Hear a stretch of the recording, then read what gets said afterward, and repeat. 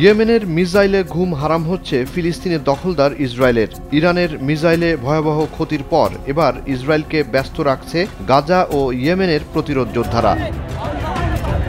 ফিলিস্তিনিদের প্রতি সহমর্মিতা এবং গাজায় অব্যাহত গণহত্যার জবাবে ইয়েমেনও প্রতিদিন কমবেশি মিসাইল ছুটছে ইসরায়েলে। হামাসের পাশাপাশি ইসরায়েলের বিরুদ্ধে এবার নিজেদের কিছু সফলতার খবর দিল ইয়েমেন হুতি আনসারুল্লাহ।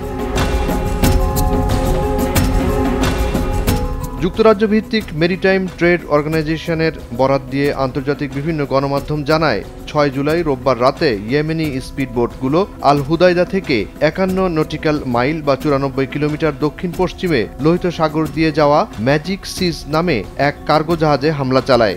হামলায় রকেট চালিত গ্রেনেড বা আরপিজি এবং ছোট অস্ত্র ব্যবহার করে হুতি যোদ্ধারা। জাহাজটির সাথে ইসরায়েলের সংশ্লিষ্টতা আছে বলে দাবি করে হুতি আনসারুল্লাহ।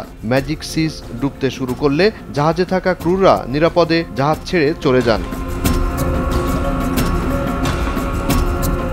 এরপর ইয়েমেনের সশস্ত্র বাহিনী বিবৃতিতে জানায়, আল্লাহর অনুগ্রহ ও শক্তি বলে ম্যাজিক সিজ নামের জাহাজটি সম্পূর্ণভাবে সমুদ্রের গভীরে ডুবে গেছে। ইসরায়েলি বন্দরে প্রবেশের উপর আমাদের নিষেধাজ্ঞা বারবার উপেক্ষা করায় আমাদের বাহিনী এটিকে লক্ষ্যবস্তু করে। গেল সপ্তাহে এই কোম্পানির ৩টি জাহাজ ইয়েমেনের সতর্কতা উপেক্ষা করে ইসরায়েলের ইলাদ বন্দরে প্রবেশ করেছিল। ইয়েমেনের আনসারুল্লাহ জানায়, দেশটির নৌবাহিনী গাজায় ইসরায়েলি সহায়তা রোধে জাহাজ চলাচলে নিষেধাজ্ঞা জারি করেছে। এই হামলা সে নীতিরই ধারাবাহিকতা। একই সময় বা এর কিছু আগে ফিলিস্তিনের দখলদার ইসরায়েলের রাজধানী তেল আবিবের প্রধান বিমানবন্দর বেন গুরিয়নে মিসাইল ছোড়ে ইয়েমেনের হুতি আনসারুল্লাহ। বেন গুরিয়ন বিমানবন্দর সহ ইসরায়েলের কয়েকটি শহরে ১১টি ক্ষেপণাস্ত্র ও ড্রোন দিয়ে সফল হামলার দাবি করে ইয়েমেন।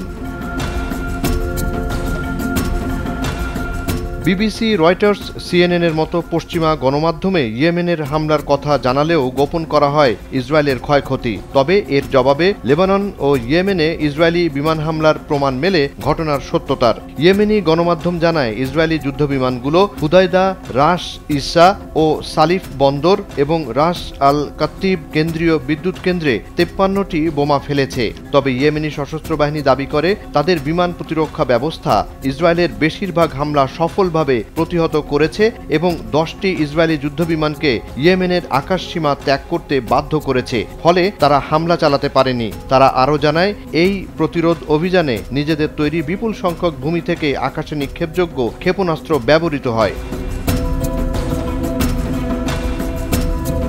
ইয়েমেনি সেনাবাহিনীর মুখপাত্র ব্রিগেডিয়ার জেনারেল ইয়াহিয়া সারি ৭ জুলাই সোমবার জানান, আমাদের বিমান প্রতিরক্ষা ব্যবস্থা ইহুদিবাদী আগ্রাসন সফলভাবে মোকাবেলা করেছে এবং ইয়েমেনের কয়েকটি শহরকে লক্ষ্যবস্তু করার পরিকল্পনা ব্যর্থ করে দিয়েছে। তিনি আরও বলেন, আমরা আমাদের দেশের জনগণকে নিশ্চিত করেছি যে কোনো আগ্রাসন মোকাবেলায় আমরা সম্পূর্ণ প্রস্তুত।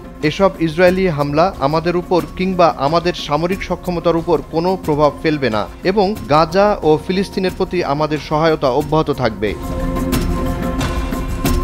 এদিকে ইয়েমেন আনসারুল্লাহর এক জ্যেষ্ঠ কর্মকর্তা শপথ করে বলেন, ইয়েমেনে সাম্প্রতিক আগ্রাসনের জবাবে ইসরায়েলি ঘুম কেড়ে নেবে ইয়েমেন সশস্ত্র বাহিনী। জুনায়েদ আলী সাকি, বৈশাখী সংবাদ।